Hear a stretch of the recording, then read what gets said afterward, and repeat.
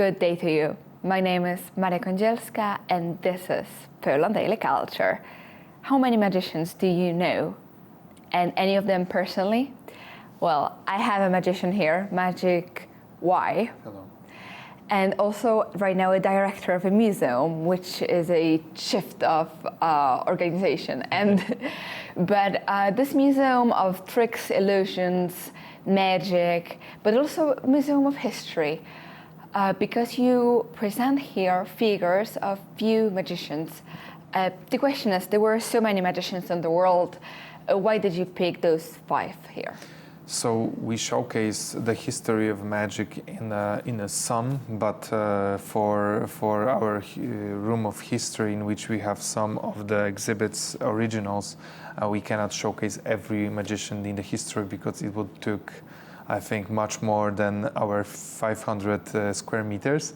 So the idea was to have magicians that basically have to be there. So Robert Houdin, famous French magician that is considered the father of modern magic. Harry Houdini, who is known in US and the most popular magician in the history of magic. We have Alexander, who is like a role model for mentalist, which is a kind of magic in which you read minds. And then we shifted to card magic because we wanted to showcase a card magician. But among all of the card magicians that maybe people know, like Professor Di Vernon, we choose Ed Marlowe. And the reason for that was that Ed Marlowe, his real name was Edward Malkowski, and he was a Polish man living in Chicago for his whole life. And he invented so many magical effects. The techniques that he invented made possible around 2,000 magic effects, different magic effects. So we have this saying among magicians that if somebody thinks that he figured out something new with playing cards, we always say that Marlowe already published it, because Marlowe published so many books on his techniques. And his rivalry with Di Vernon was very famous. But we have to choose Marlowe because he was Polish, and even his books, like Revolutionary Card Technique, the dust cover of the book is our Polish flag, white and red. So even though he was living in US, in his heart, I think he still considered himself Polish. You can see that on his publications.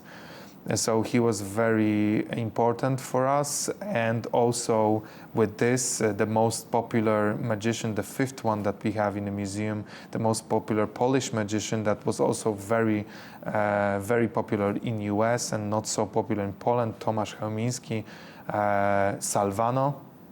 And this is a very interesting story of me reaching out to his son, who is also a magician with the same name, Tomasz Chełmiński, performing magic as a Salvano Junior. And he, after many hours of talking, he was kind enough to give us some of the famous props that his father used, like, for example, a glass from famous Glass Act that made Salvano famous all over the world, but also some amazing posters from 50s. American magician, Polish magician, who, 2 of them, and one of them is Salvano, who his grandson. His son is living in Paris, and he'll be coming to museum shortly. And he gave us some of the props and memorabilia, like posters, and there are some of this you can see in museum. But also we want to do something when he'll be here. We're going to try, I don't know if I can tell this, but we're going to try to make a documentary about his father. And also I want to try to convince him to perform the famous Glass Act in front of the LED with his father, video of his father performing Glass Act. So we basically want to have the magician that is no longer alive perform in our museum in a way by the hands of his son. So pretty cool story, I think, and I hope we can promote his father more, because he was a legend and all of magicians know him. Well, I had no idea that Polish magic history is so rich, and especially reaching also to US, that we are so skillful with hands, illusions, and everything else. Well, wonderful. And also to you, if you are interested, check what kind of Polish magicians you know, altogether what magicians you know, and of course come to the Magic Mind Museum in Warsaw because it will make your eyes wide open.